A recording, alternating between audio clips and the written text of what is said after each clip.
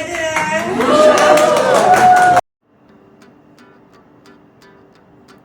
Aparıcı Çinarə Əliyeva yeni doğulan qızı Mədinə üçün evində məclis təşkil edib.